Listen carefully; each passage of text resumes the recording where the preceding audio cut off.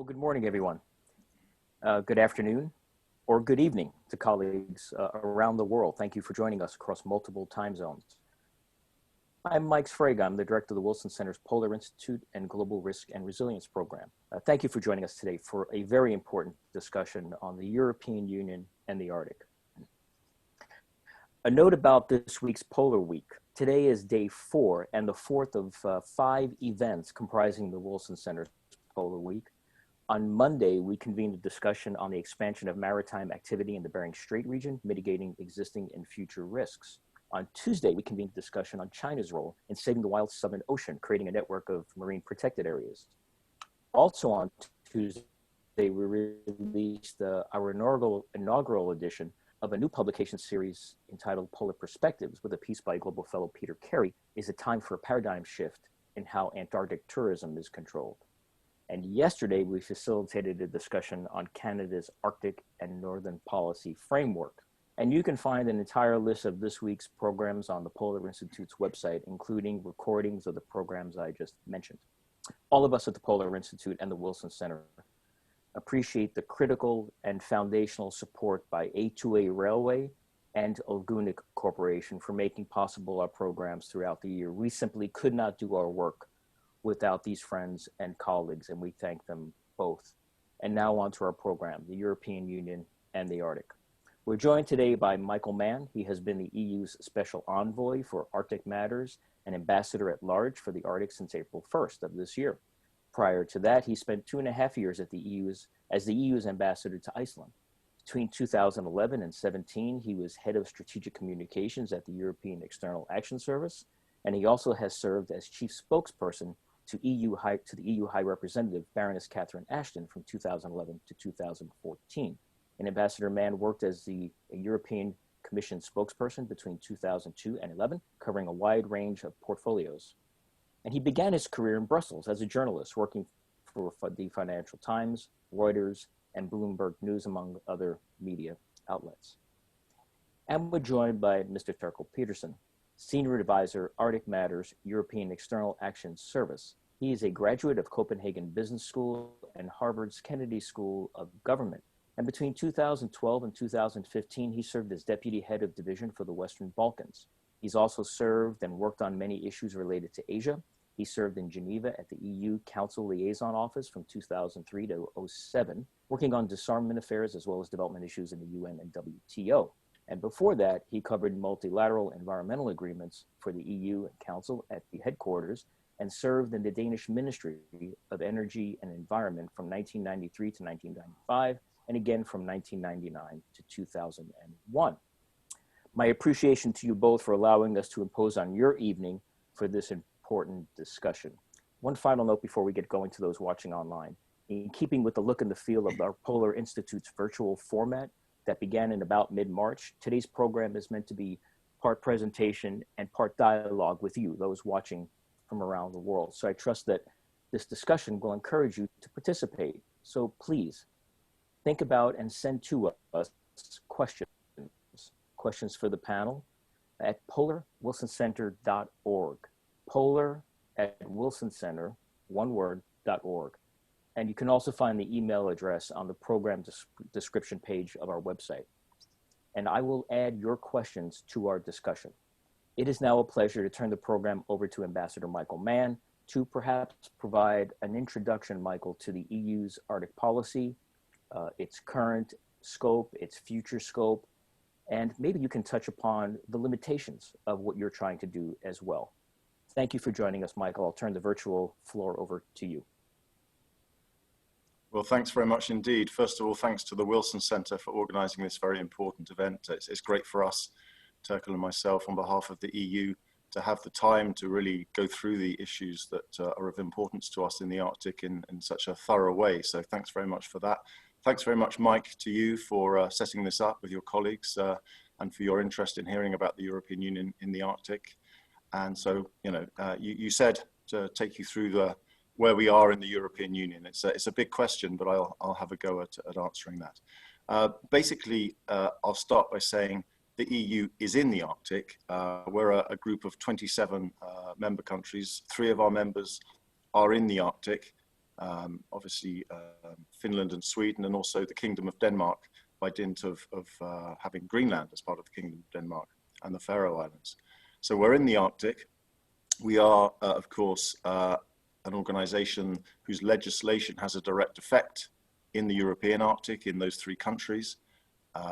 We are also a group, a bloc that is working extremely hard. We like to think that we're a sort of global leader in the fight against climate change, and some of our action under the auspices of the UN obviously has a very important effect on the Arctic, or at least hopefully will have a very important effect on the Arctic as we see the thawing of the permafrost and the heating up of the temperatures and the melting of the sea ice. So we're really working hard in international fora to try and do something about that.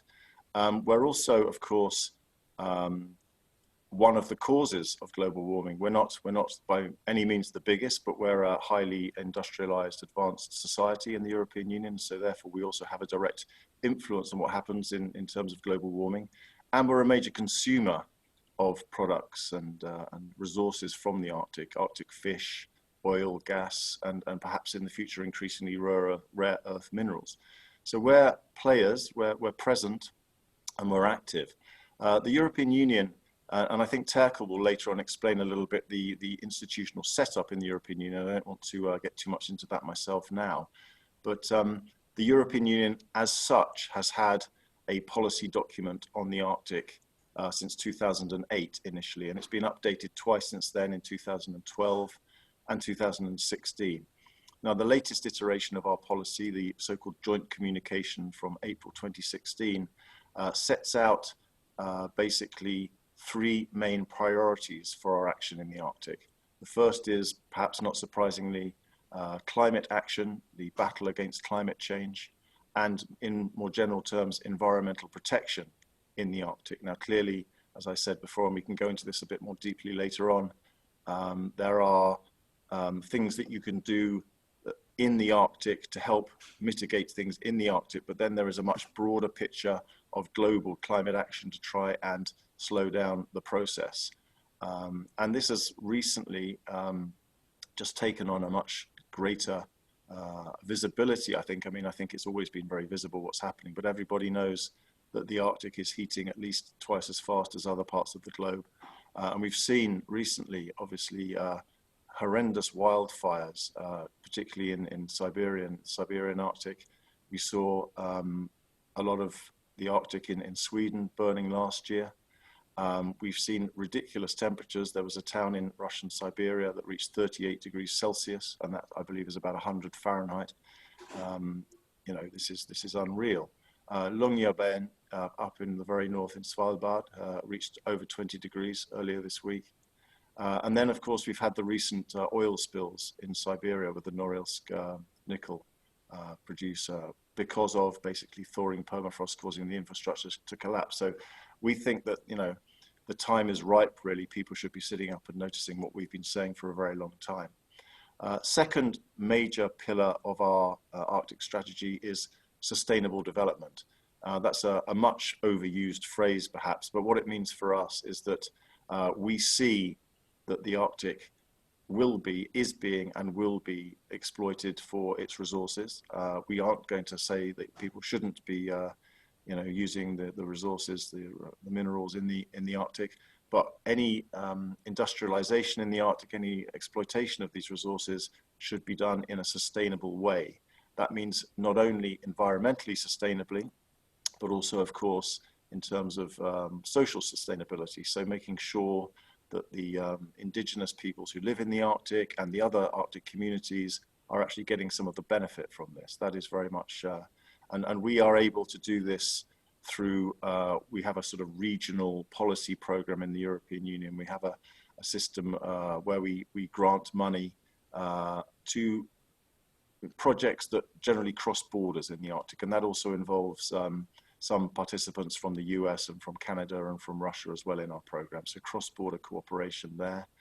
And also we have a number of funding possibilities through the European Investment Bank and so forth to try and pay for projects. And this is partly about making it possible for people in Arctic communities to produce products and sell them successfully in a environmentally and business sustainably way, and also just about trying to, I mean, we are generally rule setters within the European Union. We have a very strict environmental legislative framework, and of course that applies in as much as in the Arctic in Finland, Sweden, and parts of Denmark. So, you know, we can directly influence through our legislation sustainability in some of the Arctic, and we hope that perhaps that will rub off in terms of best practice elsewhere as well. And then the third and very important priority for us in the Arctic is multilateral, international and regional cooperation. The European Union is the great champion of multilateralism. It's a thing that is unfortunately becoming a little bit less popular over the last few years, but we are very much of the view that many of these problems, whether it be global warming or migrating fish stocks or whatever it may be, these are cross-border issues. So it only really makes sense to deal with these in a cross-border way through multilateral or regional agreements. I've already mentioned some of the work we do internationally under the UN on climate change, on biodiversity, and so forth. But we're also active within Arctic-specific fora as well. So we are not official observers to the Arctic Council. We are currently blocked in our application for that, but de facto we have been able to play the role of observers in the Arctic Council, thanks to the cooperation of our colleagues from other countries. So we do play an active role in the sort of in the observers discussions in the Arctic Council, and also in many of the working groups and task forces. For example, we're very active in the black carbon task force under the Arctic Council. We are also active where we have the Barents Euro-Arctic Council, which is a sort of another regional body which does useful work. And we also have what's called the Northern Dimension policy framework, where we work together, the EU, with Norway, Iceland, and Russia. So in fact, while our relations with Russia in some parts of the world are not as smooth as perhaps people would like, we do actually have a lot of sort of practical cooperation with the Russians in the Arctic. And so, you know, referring this multilateral cooperation point specifically to the Arctic, our aim, our hope is that the Arctic should remain, and it is at the moment, but that it should remain an area of low tension and an area of peaceful cooperation between the different states involved there. So I think I'll perhaps stop there and then let you, ask another question. Before I've, as you said in your introduction, I've been a flak in the past, and I could talk forever, so I'll stop there. Well, we're going to welcome however you'd like to take the conversation. So we'll come back to that. We appreciate that very much. So thank you, Michael. Terkel, thank you for joining us. Let me bring you into the discussion. We have people from around the world who are watching, from the United States as well. Sometimes the EU, the framework, the concept, the functioning, the mechanisms of the EU may not be as familiar to Americans and others outside of Europe. So I'm wondering if you wouldn't mind tackling, as best you can and you're willing to do, I wonder if you wouldn't mind tackling sort of a European Union 101 for us. How is it built? Who does it comprise? What does it do in some areas, perhaps overlapping with the Arctic strategy? Those kind of issues. Because here's what I'm getting at. It'd be nice to have an idea of the EU, who's involved, how it's structured, a little bit of framework, because I think it's important for us to understand that, to appreciate what you are trying to do collectively in building and advancing and then implementing an Arctic strategy. So if you can help us with that foundational base, and then we'll move forward from there, it'd be very helpful. And thank you for allowing me to impose upon you for that very small task. Mike, you're allowed to impose many things. You're such a good host. I've watched a couple of the other sessions here, and I really do want to compliment you on setting up this Polar Week. And I think the Wilson Center is very well placed. I mean, you're doing an amazing job on many things in the world, but certainly the Polar Center is standing out. So I wanted to acknowledge that, and also thank you to the technical team behind all of this. And I hope that the links will remain safe and stable. Now, the question of a 101, which is a concept I'm familiar with, having studied in the US, is one that is not so difficult if you think of, for instance, the structure of the United States. There are 50 states. Each of them have, their own governments. And then you have the federal government in Washington in these days. While the EU is not comparable to this, it is also a structure of many states. As Michael has referred to, it's 27 states. Now that the Brits regrettably have chosen to step out. But then we have a structure which is basically formed of a so-called European Commission, which takes the initiatives in most legislative processes. We have a council, which is the club of the member states. And then we have a European Parliament directly elected. And those three are the main actors in the legislative process. And the legislative process will be anchored in things that are set out in the treaties. So that is the basic framework. Now, within the Arctic setting, what we have is an external action service, which was set up about 10 years ago. And we're basically the diplomatic arm. We are not a foreign ministry. We cannot issue passports, and we cannot recognize states or something in that sense, but we are the diplomatic arm. And of course, an issue such as Arctic matters runs across so many borders and has so many implications that it is an international and foreign relations issue. The Commission, however, has 27, 28 Director Generals, as they're called, which are the substantive holders of knowledge and capacity. And there are several thousand people sitting there. So there's a DG, for instance, for environment.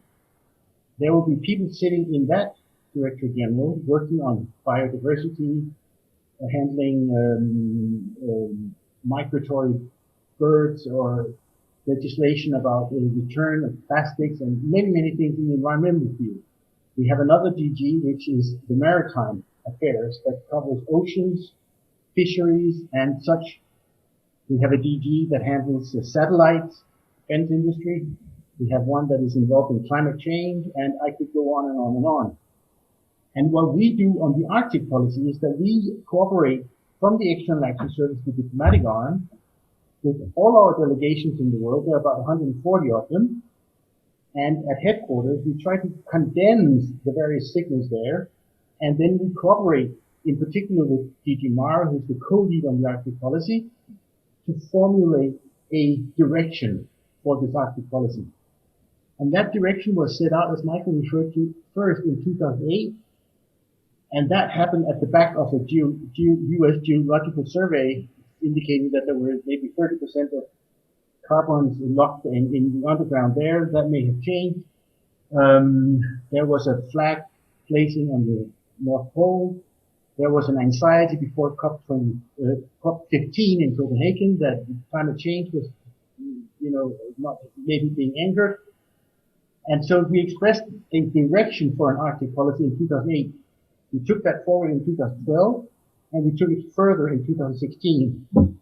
Now, what we are seeing is a very good response that Michael has already referred to within the Arctic Council and between members and the Arctic community altogether to this policy, because we have understood better now than we maybe did in the beginning, 2008, 2009, that the indigenous people are, we must be a constructive partner for them. We had an issue with the seals for some years.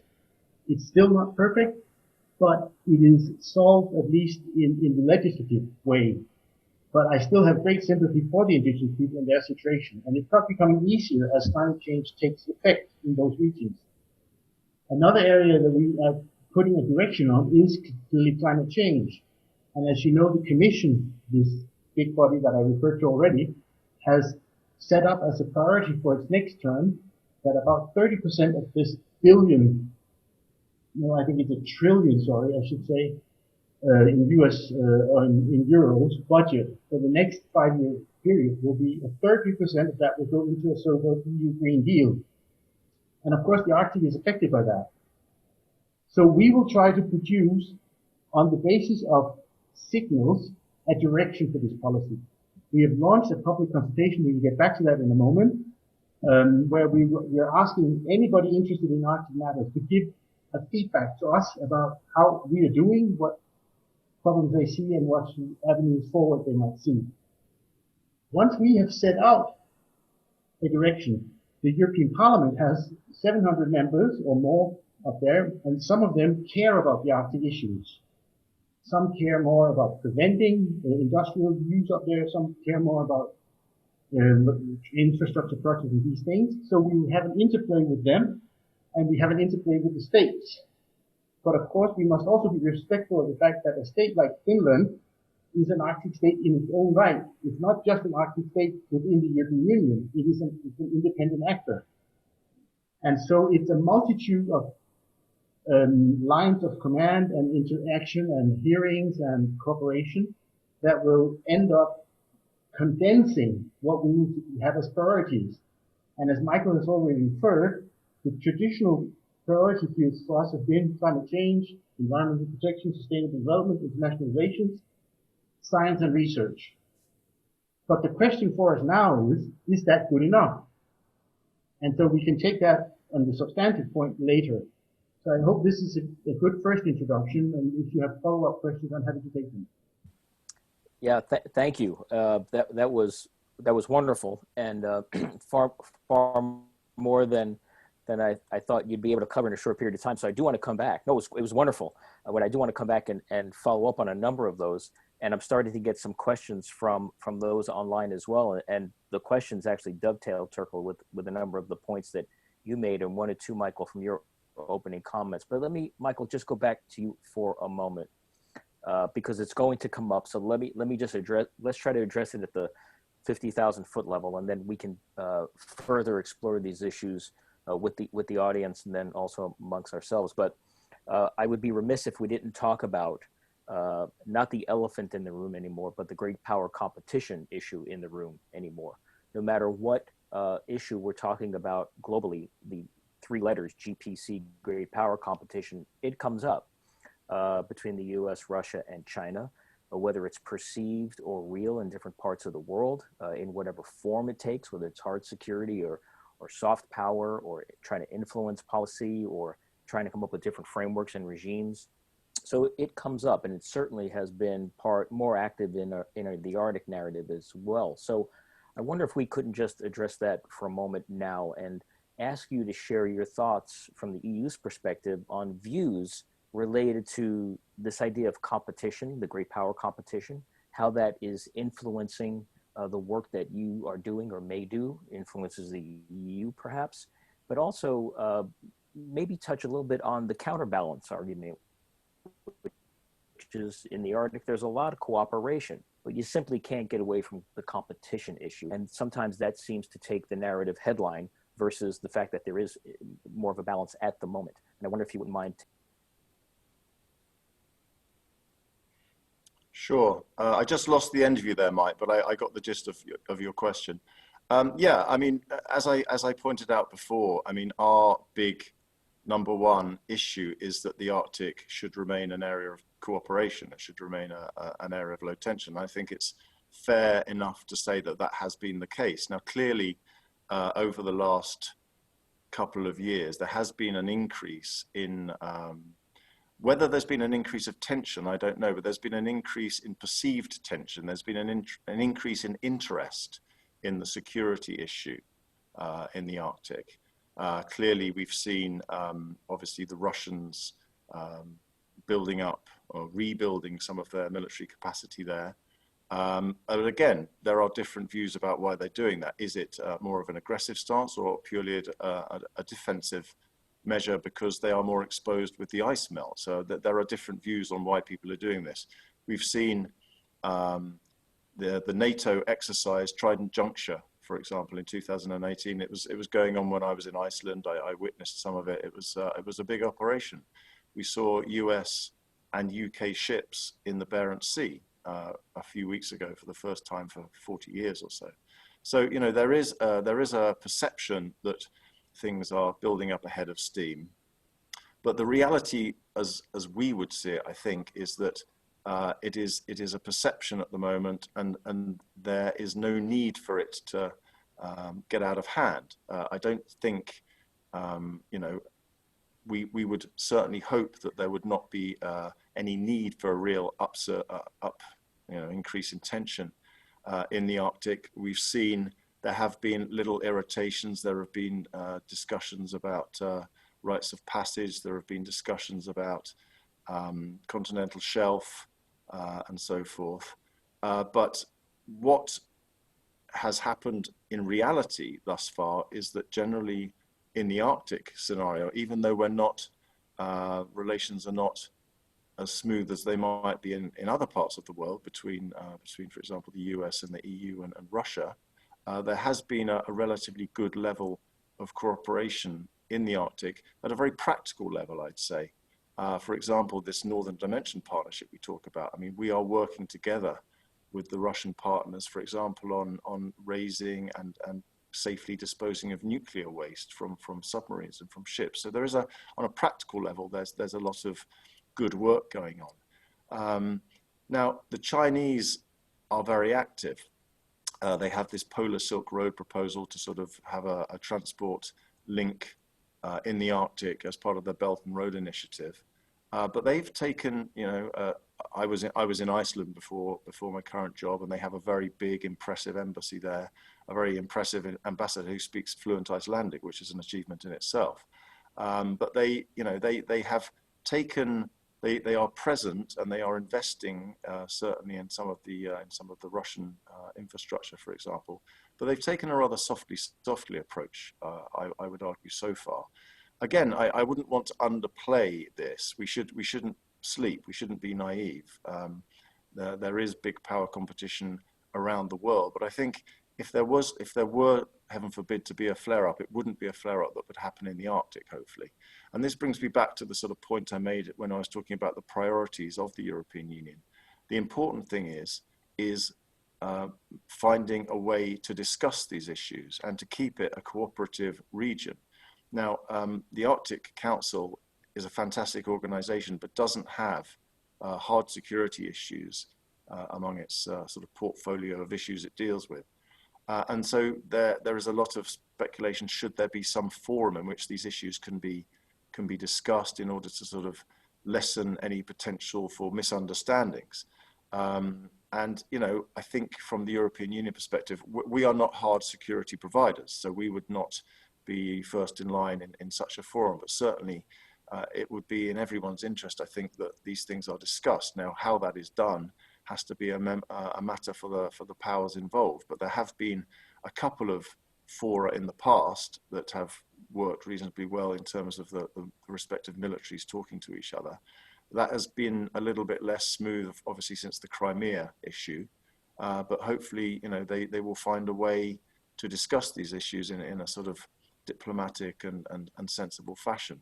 For example, there are also informal fora where this can be done. The Munich Security Conference, for example, has an Arctic Security Forum every year, which is a great event where informally people are able, from all sides of the equation, are able to discuss these things. So that is perhaps another means of discussing these potentially difficult issues. We in the European Union, because, and Terkel talked a little bit about what we do as the European Union. As I say, we don't have a European army. We're not a hard security player. But so we in the European Union tend to take security in a much sort of broader sense. Many people, certainly journalists and a lot of think tank people, are looking at the pure hard military security issues in the Arctic. We tend to take a much broader view of security, sort of security and safety, and this can range from health security, environmental security, search and rescue. What happens if a submarine or maybe a large ocean liner gets lost somewhere up there? We need to talk about all these things. And, you know, for us, without downplaying the military and the hard security side, there is a real threat to the world that is happening now, and everyone should be able to see it, and that is global warming. Climate change is happening, it's accelerating, it's happening twice as fast in the Arctic as anywhere else. The fact that it's happening in the Arctic means that it therefore further accelerates because you have methane and other greenhouse gases released by the melting ice. So that is a real, genuine security threat to many countries in the world. If the calculations of our scientists are correct, there is going to be, to put it bluntly, a lot more water around, and there's going to be a lot of countries that are in a great deal of danger. We've been talking about how we can bring Arctic matters into our discussions with countries all over the world. And it really, it would seem odd to be talking to, for example, the African Union about the Arctic. But in fact, there are low-lying countries all over the world that would be greatly affected if the climate change continues as it is and the ice melt continues as it is. So again, I've sort of gone slightly off your question there, but I mean, we see there is a real present danger now that has to be dealt with. Oh, Michael, thank you. I don't think you went off topic at all. I think it's an example of this Venn diagram of issues in the Arctic that are not necessarily from the Arctic, but they're concentrated. The summary, the results play out sometimes in the Arctic, whereas just a few years ago, many of us at Arctic Fora would talk about the very issues we're talking about now: climate, indigenous peoples, enhancing trade, looking at infrastructure, issues at a community level, subsistence issues. Now you just cannot escape the issue of hard security, and that bubble, that Arctic exceptionalism, that group of us that focused on the Arctic, it's being squeezed by these external forces which are at play in the Arctic, but they're coming from tensions elsewhere. So I don't think you went off at all and addressed the issue perfectly, because I don't know how you think about shaping and thinking about the future Arctic without baking that into the formula as well. Terkel, before I go to the audience that has a number of questions, and thank you very much for asking your questions, perhaps some follow-up from you before I start asking some questions. Thank you, Michael Mann, and thank you, Mike Spraga.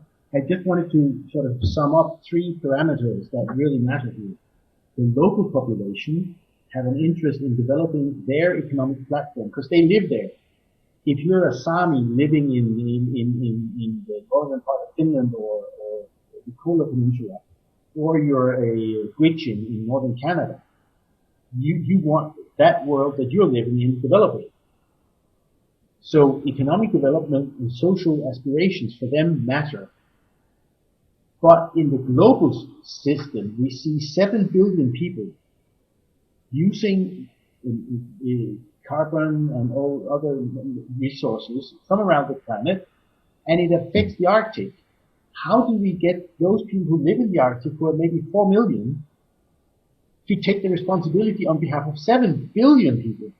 So we need, as the European Union, also in light of what Michael has said, with these cross-border issues, fish stock moving and oil and gas moving, it doesn't matter if it comes from Nigeria or Norway or Russia or Venezuela, it contributes to the thing. And if we have the melting of the ice, then it will affect the Seychelles, Samoa, Fiji, but they don't think in terms of the Arctic today. So that is one of our big, both substantive challenges and sort of communications challenges. And I'm tempted now and then to pick up the word of John F. Kennedy. He said, I'm a Berliner. But I think a lot of citizens in the world need to say, I am an Arctic citizen. So we must understand that this is an integrated factor. And I think then the question of this hard tension, my analysis is that is not an Arctic question. It's global posturing. But the countries that are doing this global posturing have enough territory in the Arctic. There is not a chance that they'll go and take more. They don't need more. They need to develop what they already have. So I just wanted to bring those 3 points. Exceptional points, Terkel. Thank you very much. Great context. Sometimes we've had some programs and discussions at the Wilson Center where we try to bring into focus why anyone should care about the Arctic. And we have come up with our own line of response on a number of different levels. But what we say is it doesn't matter. From Africa to the Arctic, there's a whole slew of issues that you may think are disparate and are not connected, but they are interrelated and they do connect. There is a domino effect. Maybe we can explore that in a little bit. You don't mind, I want to take some of the questions coming in because some of them follow very directly off of both of your points in trying to link a few here. Here's a question. I'm going to read it verbatim so that we get the full effort here. And it follows up on the EU's focus on the environment. So the question is, excuse me, the EU's Green Deal, which will be incorporated into the new Arctic strategy, will focus on reducing carbon emissions. And I think the EU, correct me if I'm wrong, has a target of 0 carbon by 2050 or something along those lines. Please correct me if I went from fact to fiction. But back to the question, will focus on reducing carbon emissions. What can the EU do to ensure that development in other Arctic regions follows a similar path? And given that only northern Sweden and Finland are EU Arctic territories, how ambitious can these climate goals really be? And I would open that to. Well, let me start perhaps, and then Terkel can jump in. Yes, the Green Deal, until COVID came along, this was the #1 priority for the current European Commission. Just to elucidate further on what Terkel said, each European Commission has a 5-year lifespan. So there is a new European Commission president since last December, former German Defense Minister Ursula von der Leyen, and new commissioners from the 27 countries. And their #1 priority was this European Green Deal. And that, as you said correctly, Mike, has set the goal to not only decrease our carbon emissions net by 55% from 1990 levels by 2030, but to make Europe the first carbon neutral continent by 2050. Now, obviously for the Fridays for Future people, that's probably doesn't sound perhaps ambitious enough, but I think it would be fair to say that given the the fact that we've brought 27 governments together to agree on this, I think it is a fairly ambitious target. And we, just to take a little tangent, we see clean technology and the transition to a carbon-free economy not as something that's going to sort of kill jobs and undermine the economies of our countries, but rather as an opportunity. If we can be the global leaders in green technology and post-carbon technology, we see that as an enormous potential job creator and technology creator. And as I perhaps should have mentioned earlier, science and research is one of the major things that we really do actively in the Arctic. But to come back specifically to the question, the Green Deal is not a Green Deal for the Arctic. It is a Green Deal for Europe as a whole. And we hope that we can bring along the rest of the international community under the auspices of the UN process, the Paris Accord. Because at the moment, the way things are looking is that most countries are not going to get anywhere near the maximum 1.5% temperature increase that we need to do to even bring a halt to things, let alone improve things. So the Green Deal is Europe taking things by the scruff of the neck and actually practicing what it preaches and trying to lead the way. And we hope that we will be able to show other parts of the world that it is doable and it is actually not harmful for the economy, but is rather an opportunity for the economy. Besides the fact that it is an opportunity to save the world from a major catastrophe. So, we have legislative power within the 27 member countries. And as your questioner pointed out, there are only 3 of our member countries which are actually Arctic states, Finland, Sweden, and the Kingdom of Denmark. However, we believe that doing this, although we are only a part of the problem, we're only one part of the world that produces the greenhouse gases that cause climate change. If we can bring down our emissions, that will obviously help, but it will require a global effort by all if this is to be a success. And I think it's important to make a distinction between actions for the Arctic, which is what we are doing, but it's not just for the Arctic, it is for the world in general. It is for the environment within the European Union, but it is also in order to help the global environment, and actions that you can do in the Arctic. So our Green Deal is not just about helping the Arctic by doing specific actions in the Arctic. What we can do is take global actions which will have the spin-off of helping to slow global warming and climate change in the Arctic. And besides that, within our Arctic policy specifically, we have to find ways of doing things specifically in the Arctic as well, not only to mitigate the effects of climate change to the people who live and work in the Arctic, because some of the indigenous populations, their whole livelihood is threatened by this effect of climate change. While some people see economic opportunities, there are whole communities whose livelihood is very much in danger. But there are things you can do on a more micro level within the Arctic, not only to mitigate the effects of it, but also to try and cut down the accelerative effect of climate change within the Arctic. So I mentioned earlier the black carbon projects that we're involved in. We do a lot of research, spend a lot of money in cooperation with our partners in the Arctic in trying to cut down black carbon emissions, because black carbon, put simply, soaks up the heat of the sun and accelerates the process of global warming within the Arctic and within the Arctic ice. So to answer the question, we are doing the Green Deal because we think it's right, but we are not just completely altruistic, naive people. We also happen to believe that it is an opportunity, and we think it's an opportunity that other countries should grab as well. And at the same time, we realize that this will ameliorate the situation in the Arctic if it is successful. But we need to also take specific Arctic measures, and that's where our science and our cooperation with our Arctic Council partners comes in. Terkel, perhaps you want to follow up on that. If Michael has more questions, then maybe we'll go to the questions. I can make a couple of supplementary comments, but if you have more questions, maybe that's more valid.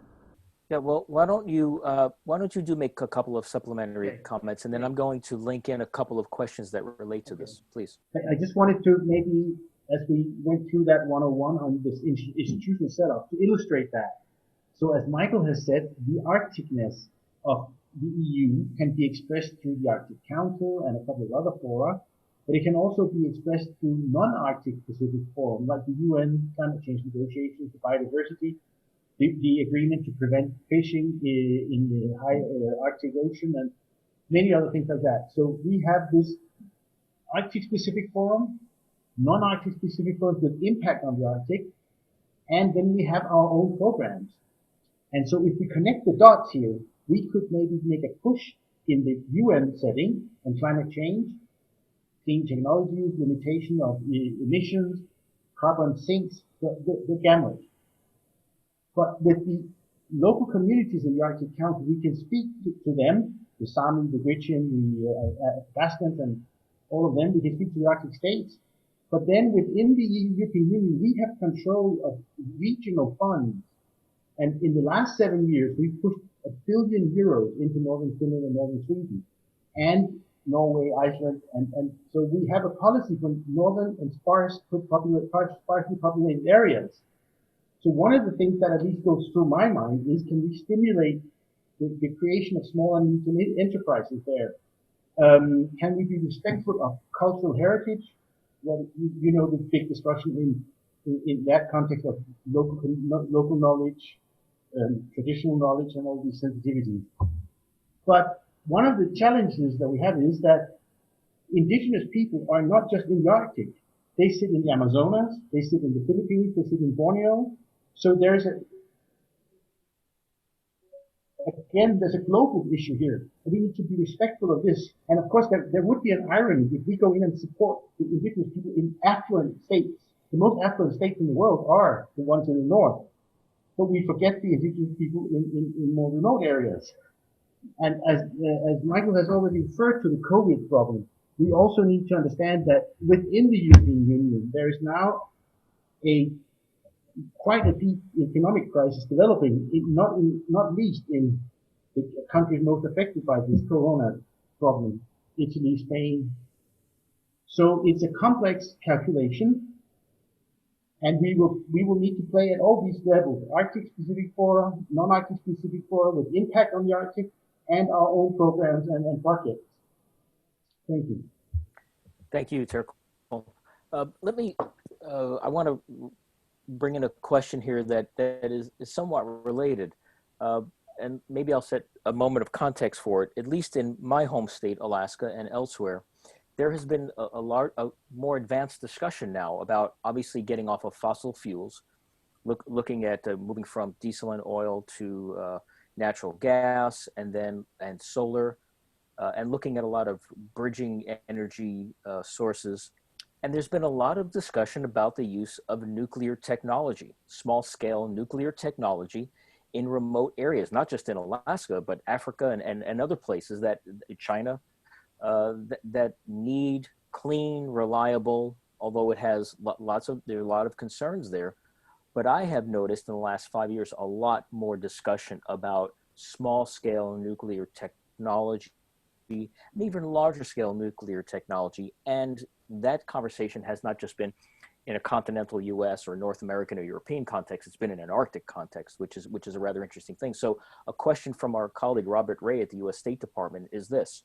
He thanks you both for joining us today, and then asks this question.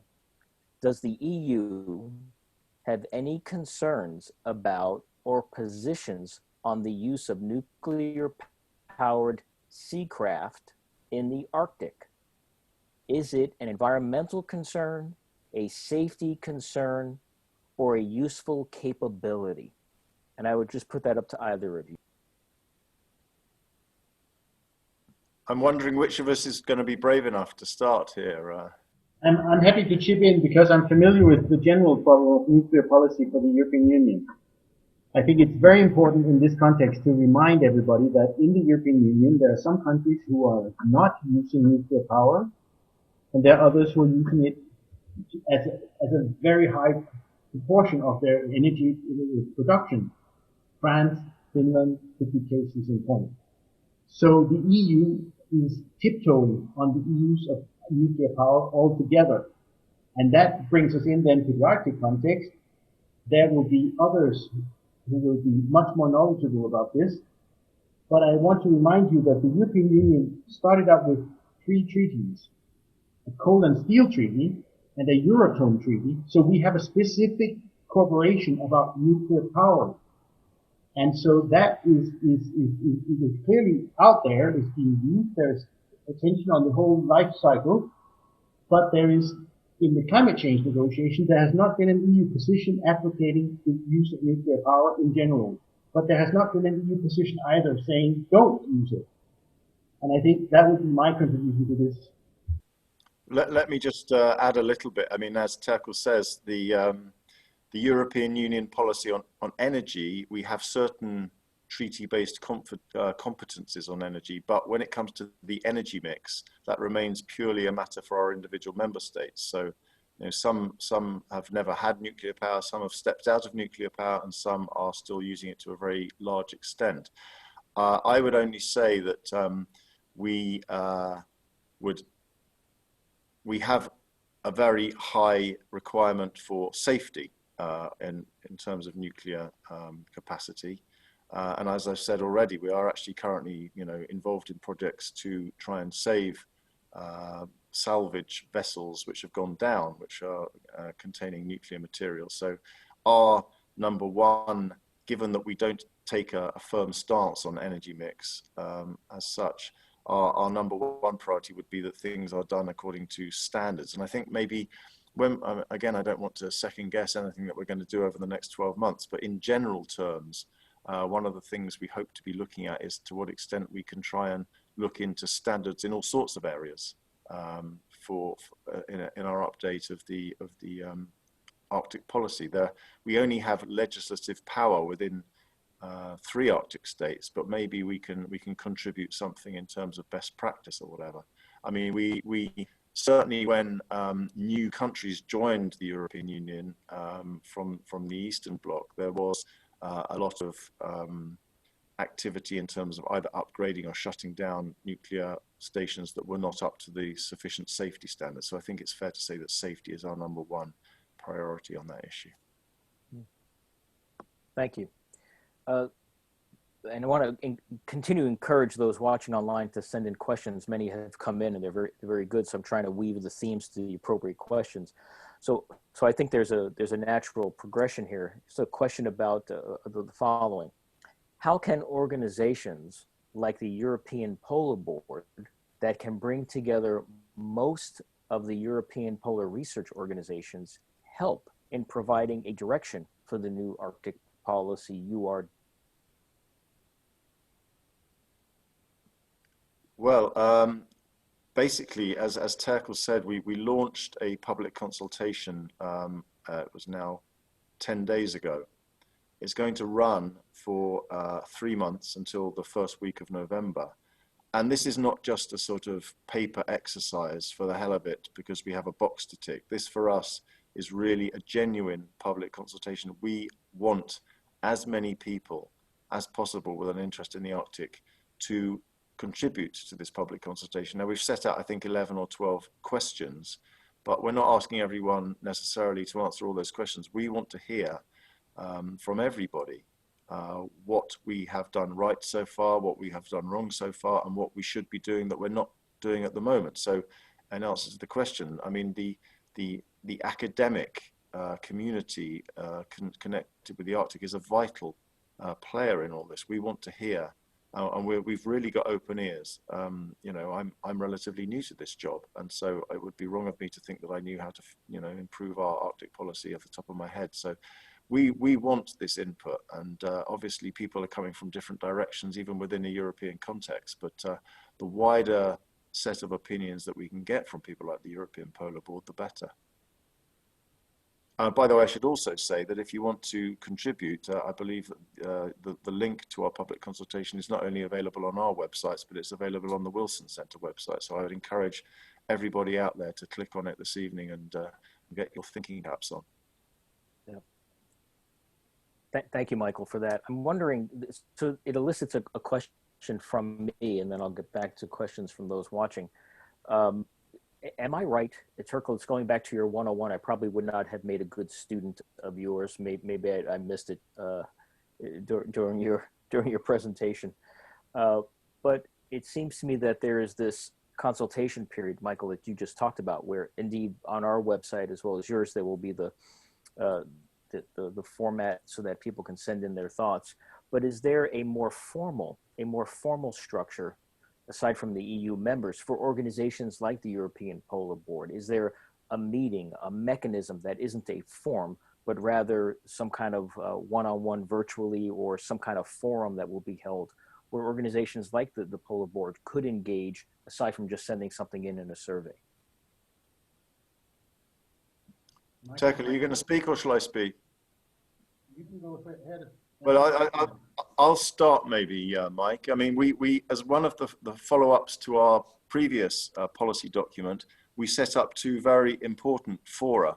One is the Arctic Stakeholders Forum, and then there is an Indigenous Peoples Forum as well, which meets at least once a year.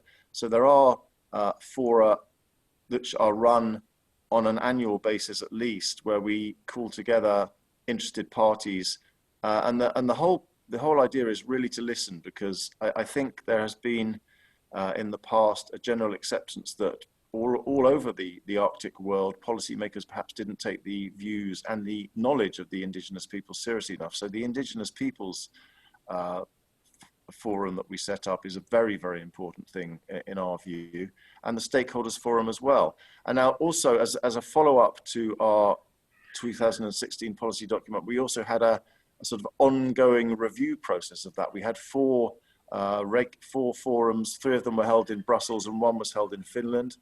And these were not just to sort of go through the motions of talking about our policy, but to actually assess the success or otherwise of what we'd put on in our paper, and to make proposals for future changes and future improvements. And that led to a thing called the Arctic Policy Assessment, which will be one of the building blocks that we use when we come to update our policy. Thank you. Terkel?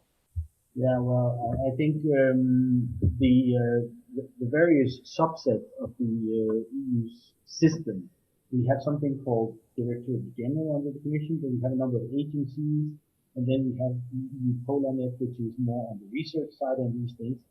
So some of those will be able to contribute via their DG, so they will have a structure. In that, they can feed something in. But when it comes to the question of what we will do with this public consultation, we have not at this moment decided what form or shape or timing there will be for producing a possible update of the Arctic policy. And this is in part because there will be some people, I suspect, as this discussion has also reflected, that will come in and say military buildup in the Arctic is a dominant issue. While you can hear from Michael and me that we do not buy fully into this, that will be, I guess, an input from some. Others will believe potentially that there will be a massive uptake in the shipping lanes north of Canada or in particular north of Russia. Others will care about the melting of the ice, the climate change issues, and they will be perhaps advocating that we should not have economic activity out there at all.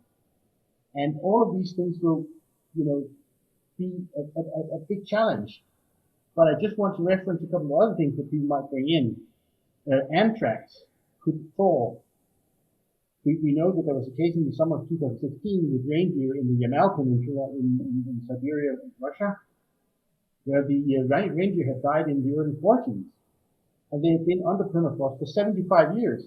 Then there was a very warm summer in 2016, and the anthrax was still active. Now, I'm not a medical scientist of any kind, but I was, in my amateurish, worry, I thought, what is this? And so as the permafrost falls, are there other microbes that might become active? Who would have ever thought that that might be possible?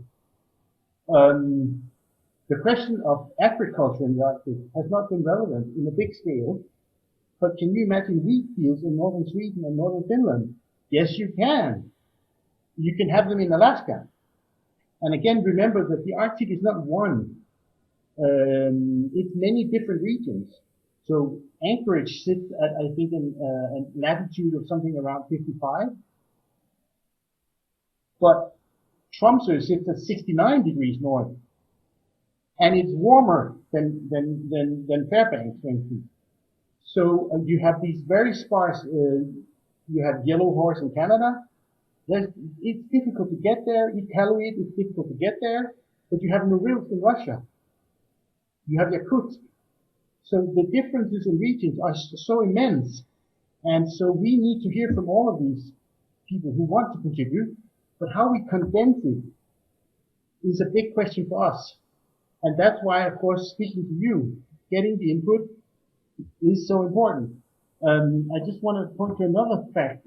There are some analyses about the demographics in the Arctic that point to some Arctic regions seeing a 10% decrease in their population, other areas seeing an increase of 10%. Some will be stable, but that will mean a lot from the inclusiveness. If you get foreign workers in on an industrial project, will they care about the local community? It's a problem, it's been discussed in the Greenland context, it's been discussed in many contexts. And then there's the question of tourism.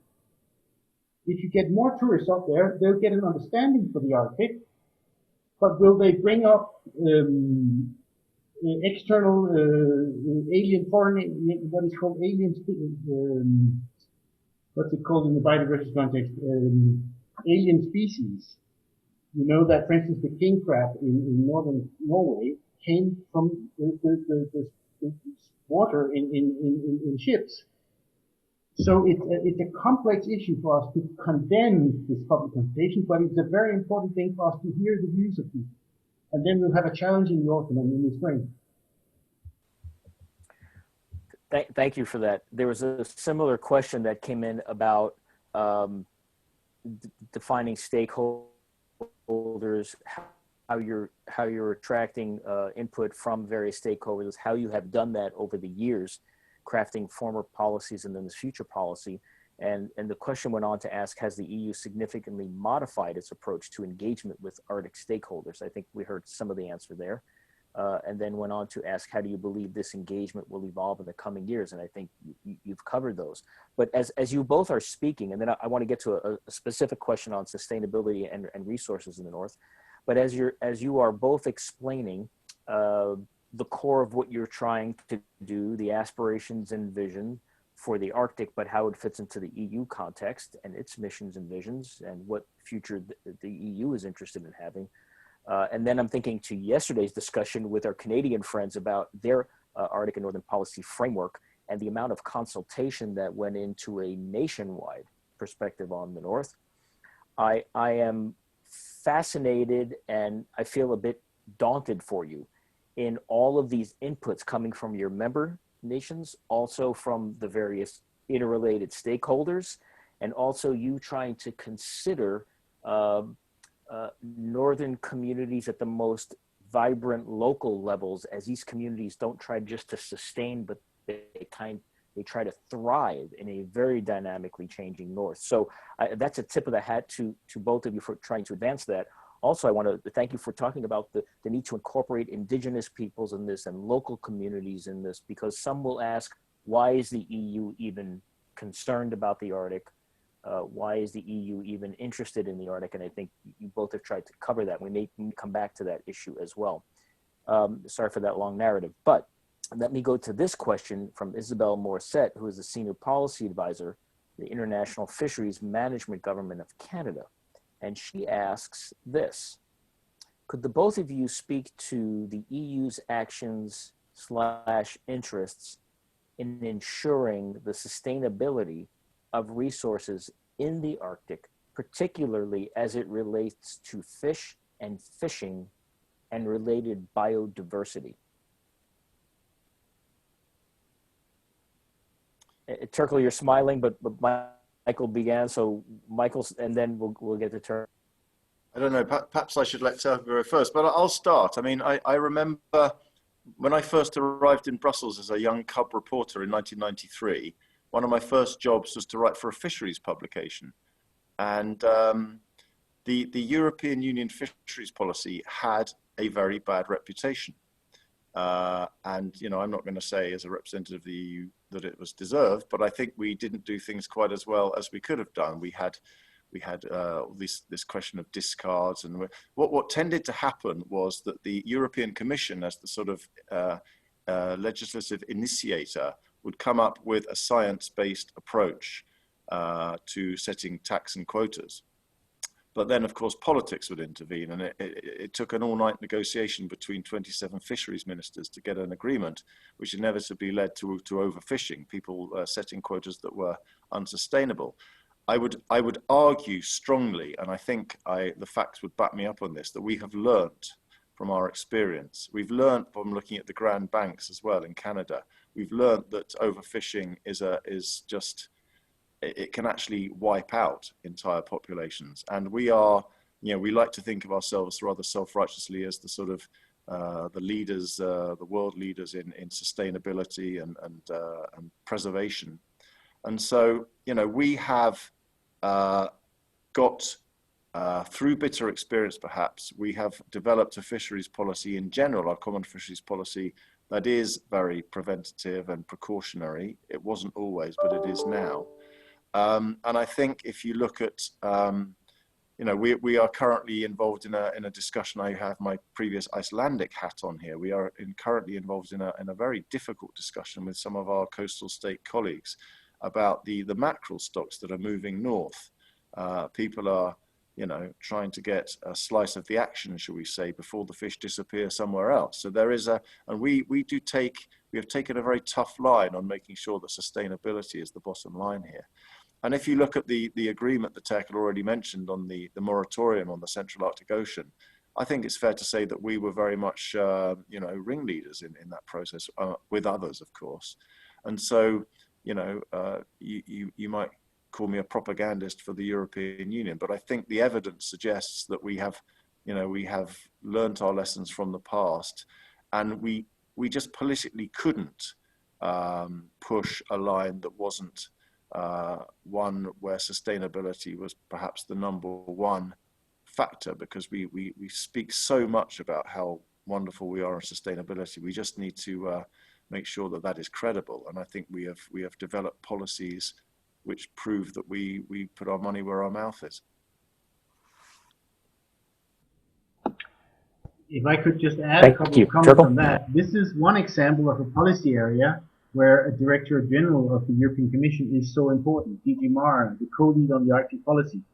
And I do want to compliment our colleagues there. They have they have the finger on the net, you know, in tennis. If the ball hit the net or it didn't go past. They have their fingers on these fish stocks around the world, in the South Antarctica, up in the Arctic, and in all the other oceans. And they're participating in many of the international negotiations, and they have been a strong part in the negotiations between Canada, Norway, the United States, Russia, China, Japan, South Korea, and Denmark on behalf of Finland and Faroe Islands. Iceland is involved there, and we are just waiting for the ratification of that moratorium agreement. I think there's only one state that hasn't deposited its ratification instrument. I think it's China. We're hoping that is forthcoming. But of course, one of the challenges with fish stocks is that they move. So as the waters are warming up, the mackerels that maybe used to be next to England or Ireland are moving up to the Faroe Islands or to Greenland or to Svalbard. Or you can take other examples like these. So it is a moving puzzle. It's almost like playing ice hockey with chess pieces. You thought that they were stable, they would stay in their places, but then they start moving like Wayne Gretzky. Okay, this is the first discussion I have had in several years where someone has brought together chess, Wayne Gretzky, fish, biostocks, and geopolitical issues. That's a fantastic way to if I may interrupt at this point, I work with Terkel every day. That is nothing. You ain't heard nothing yet, I can tell you. Okay, well, we may actually start a blog just for Terkel to follow him, and that's fantastic. Let me just follow up then on the Central Arctic Ocean Agreement. As you know, Dave Bolton is a part of our team, and Dave was instrumental in moving that agreement forward. And now we are waiting on one state to ratify that. But the question I've had is, you know, now what happens? How does the international, those countries and organizations and you know, the European Union work together to actually advance a comprehensive, coordinated, scientific effort? This is going to be a significant undertaking by the Arctic research community to come together across many nations and the European Union and all of your members. Can you give us some insight, if you have some, on what the current discussion is on the EU side about what assets they have to offer and ways in which to coordinate whenever the time is right with the other nations to do the very critical work to actually move forward on the agreement so that we do understand?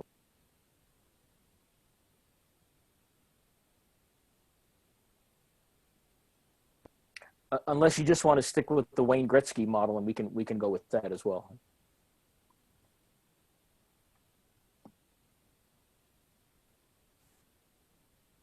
Michael, you're muted. Yes. Did you want to come in, Terkel, or do you want me to come in? Go ahead.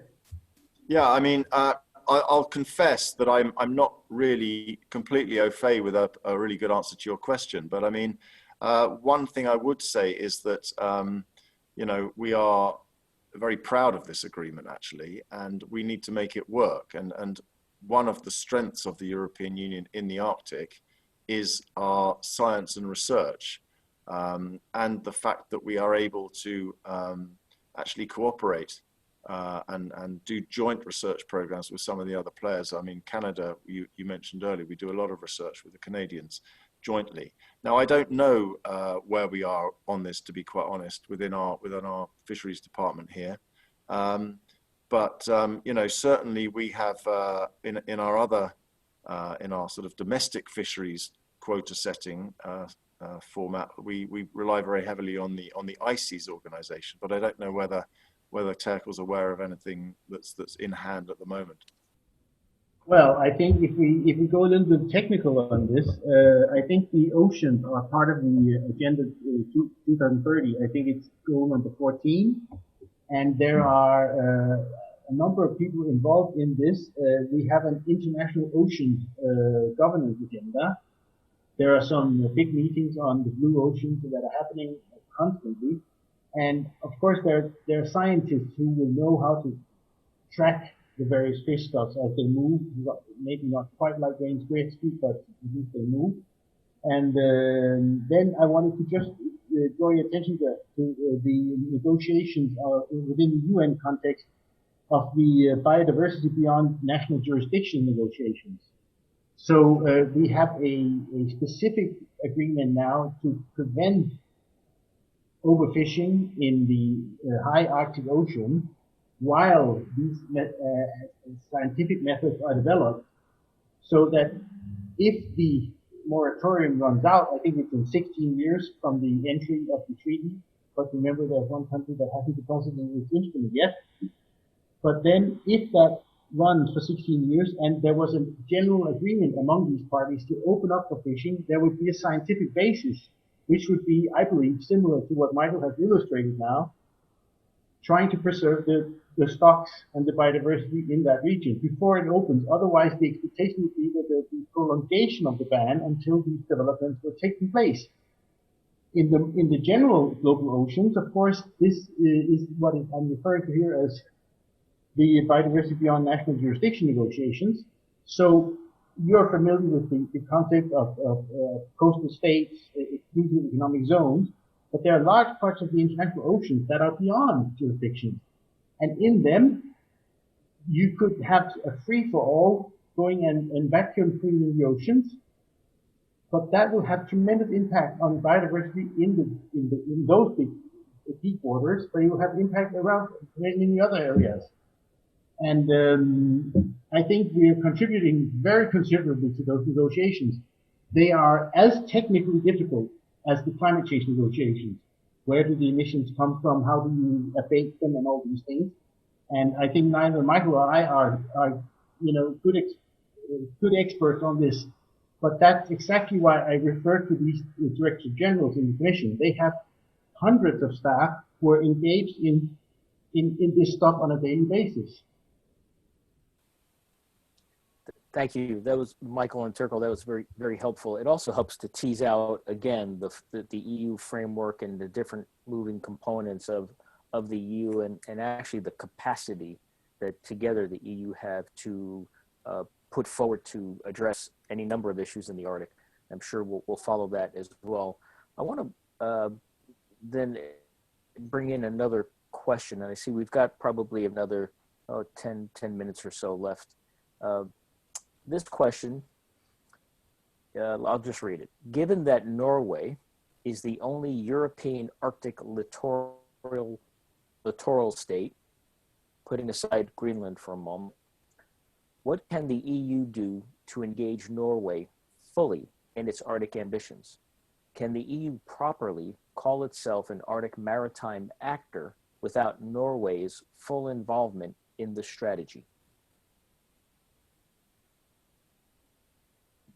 Again, perhaps I'll start and then I'll hand over to Terkel. Well, Norway, like Iceland, is actually, how would I put this? It has a closer relationship, legally speaking, to the European Union than any other non-European Union country in the world, because Norway and Iceland, as well as Liechtenstein, not an Arctic state, are members of the European Economic Area Agreement. So they basically adhere to all single market legislation made by the European Union. They don't actually have a vote in that, but they can contribute to the development of policy. But then when single market legislation is adopted, Norway and Iceland also adopt it in their domestic legislation. And the single market legislation actually, it goes quite widely. For example, when I was the ambassador in Iceland, we spent a lot of time trying to persuade the Icelanders to adopt, as they should have done, the energy package.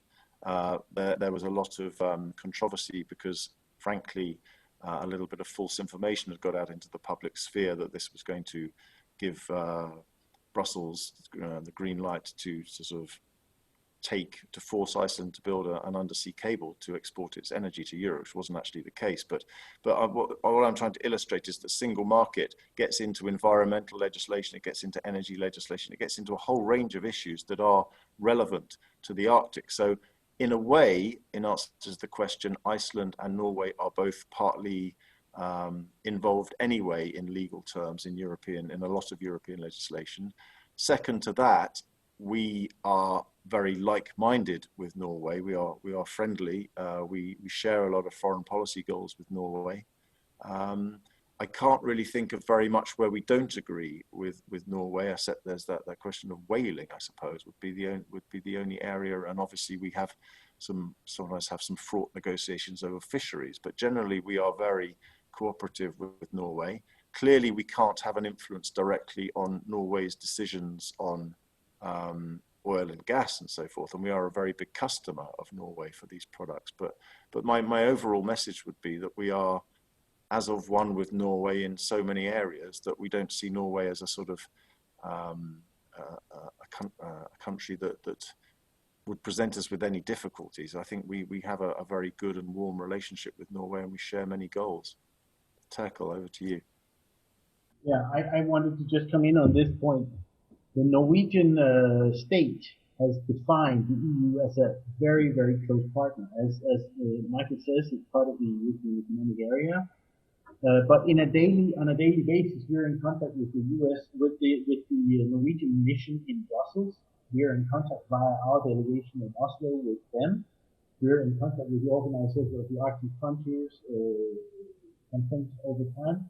We're in close contact with senior Arctic officials for the Arctic Council. We're in close contact with the representatives of the Barents Arctic Council, and they're an important partner in this northern dimension project that Michael has referred to a few times, which has 4 partnerships: one on transport and logistics, one on health, and one on culture, and there's a 4th one, which escapes me at this very moment. But Norway is a main player there. Now, clearly inside Norway, we know that there are some tensions. We believe that, I believe that Norway Greenpeace has brought a case that is now in the third instance, on the oil and gas exploration in Norway. But that's a domestic Norwegian issue. On the fisheries, it is clear that there are some issues that are, causing some concern in Norway. One of the big issues is the status of Svalbard. But that is a very complex thing. We're respectful of the Norwegian analysis so far, but it's clear that there are issues here. So I think with Norway, it's a very comprehensive and constructive dialogue, also on fisheries, but there will be specific areas where we may not see eye to eye. But that will then not disrupt the overall relations. I think in the Norwegian setting, I would definitely feel comfortable by saying we're as good as we could be. Good, thank you. I'm just watching the clock very, very closely here. Another question, I'm going to aggregate a number of them, but I think the bottom line is this. I'll do it in 2 pieces. One is, do all members of the European Union share an interest, sense of urgency to build and enable and execute an Arctic strategy? Is this a unanimous effort? The second is, have you had feedback from non-EU members about the strategy going forward, or question the EU's interest in the Arctic, or have competing interests related to the EU and its Arctic position? In answer to the first part of the question, sorry, hang on. Something just flashed across my computer screen. Apologies for that. Might have been Wayne Grech. Probably. So can you remind me of the first part of the question again, Mike? Because I was slightly put off there. Sure. Yeah. I remember now. It's the member countries. Yes, apologies. Yes. So basically,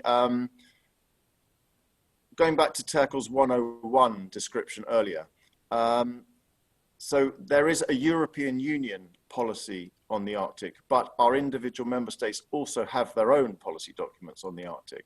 Not only the 3 Arctic states in the European Union, but others as well. And likewise, 6 or 7 of our member countries are observers in the Arctic Council. Surprising countries such as Italy and Spain are very active on the Arctic because they have a lot of scientific involvement there. So, you know, there are individual Arctic policies of our member countries, and there is the European Union policy, and there are nuances between them. But generally, I think it is fair to say that all of our member countries share the analysis that the environment, climate change, sustainable development, importance of indigenous people, importance of research, importance of international cooperation are the core of the European Union's activities in the Arctic. And there, as Terkel said earlier, there are other bits coming in as well. We have, for example, we're very proud of our Earth observation system, Copernicus, and our Galileo satellite monitoring system.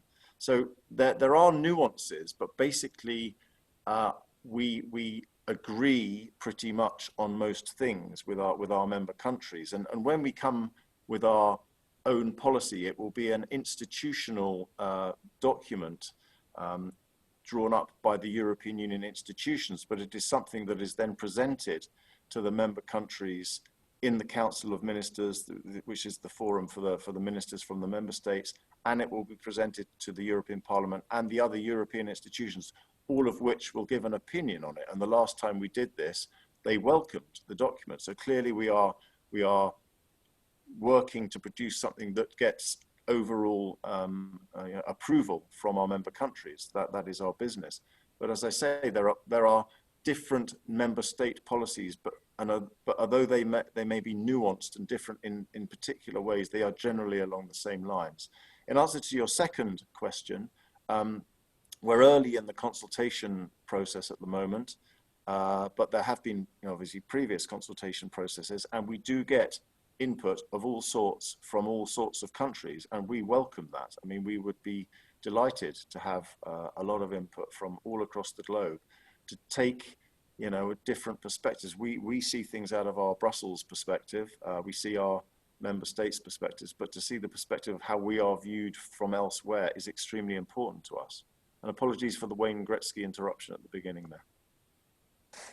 That's okay. Mike, if I can just illustrate this, I think it's very important that we acknowledge the tremendous work that is done by Poland, Netherlands, Italy, Spain, Germany, France, and also the UK is very engaged in these things on their own, and they have a very broad set of capacities.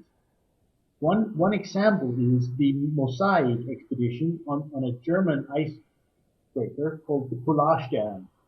It's clear that the German state, in its own capacity, with its Arctic Institute, run by this fantastic guy, Volker Rachow, they have contributed tremendously to this. And they also hosted the Arctic Science Ministerial, the second version, after the one in Washington in 2016. They did the one in 2018 in Berlin. A major effort by the state of Germany. But that was co-hosted the Arctic Science Ministerial with Finland as chair of the Arctic Council at the time, and the European Union. Now the Mosaic mission is a joint venture, but Germany has offered a lot of assets in that context. And for those who don't know what the Mosaic is doing now, you can track it. You can just Google the Mosaic mission on the Polarstern, and you'll see that they have put the ship in the ice, and it's drifting towards the geographical North Pole. And it's just a tremendous effort to see how thick is ice, what the multi-annual ice be, and the seabed and all these things. And that's clearly one of the examples of, actually, I think we're getting into a fourth level here. I mentioned before the Arctic specific fora, the non-Arctic specific fora with impacts like the UN negotiations, our own programs. I mentioned the Retro and many other programs we have, Horizon 2020 and all these things. But then we have the member states activities. And it is very important, and I hope it comes out clear in this, that this is a very important dimension to it. So you can have an Italian mission involved in something which is not EU specific, you can have a Dutch mission, you can have a Polish mission, and so you can run into the EU in many shapes and forms. Thanks to both of you for that. We've got about 5 minutes left, and so let me just aggregate the last one. And this is on, I'll just say infrastructure. I know we've talked a little bit about this in the various over the last almost 90 minutes, but maybe perhaps tease out a little bit more of the place in which, if in fact it's highlighted, the place in which the EU's Arctic strategy may address basic infrastructure in the north. And by that, again, I'm aggregating, that's telecommunications, roads, ports. You know, we always hear the dearth of infrastructure for north, especially our northern communities that are not connected to the rest of their state or the region. And again, we've got just a few minutes, but maybe you can highlight a few. I'll start perhaps, and then again hand over to Terkel. Yes, infrastructure is clearly a very important issue. I believe it's true to say that in the European Arctic, the infrastructure situation is perhaps not as difficult as it may be in some other parts of the Arctic, but nonetheless, there are issues there. Certainly, we are aware of the need to, I mean, it's very much a buzzword in European Union policymaking at the moment, connectivity, and that covers everything from 5G to transport links, railways, shipping, you name it. Clearly, there will have to be some thought on how we can take this further in our updated policy. We already have a thing called the Trans-European Networks transport system, and there is the possibility of an extension of rail connections to Narvik, for example, that's being discussed at the moment. The whole issue of 5G is something that, you know, is a hot issue. Obviously, there's the issue, the China issue that some countries are being confronted with, but also there's a question of, you know, to what extent can you rely on commercial operators in such a vast area where there may be, you know, a case for government intervention, but, you know, again, is that something that's appropriate for the European level or not? So these are all open questions. Connectivity of seaways, you know, the big issue now is to what extent will the new opening of the ice open the seaways? Again, there's the feeling that this may be being exaggerated, because I think a lot of the European shipping operators prefer to use the traditional routes because there is more certainty, because they operate on a just-in-time basis. So these are all issues. We do have funding, potential funding possibilities from the European Investment Bank. We do have potential funding opportunities from the programs that Terkel mentioned under our regional policy. So these are all things where there has been intervention by the European level in the past. But again, it's too early to speculate, but we clearly recognize that connectivity is one of the big issues that we're going to confront as we read our input from the public consultation. Terkel, over to you. Well, I don't have much to say on this. I think you've underlined the point that connectivity has many aspects. I just maybe wanted to add that there's a people-to-people aspect in it. So, there's the so-called University of the Arctic, the cooperation there, and I think that's another feature that we should acknowledge in this webcast here, that there is a cooperation going on across the circumpolar area, which of course means they will want to travel to get to these other places if they want to study or if they want to do exchange programs. But again, COVID means that we are now much more on web events than we would have been just half a year ago. And that could actually turn out to be an interesting development. We are aware that things like e-health, e-public administration may roll out. It could have rolled out in any case, but it doesn't help if you sit in some part of the Arctic where you have a bandwidth of 4 bit an hour or something, and it costs you a fortune.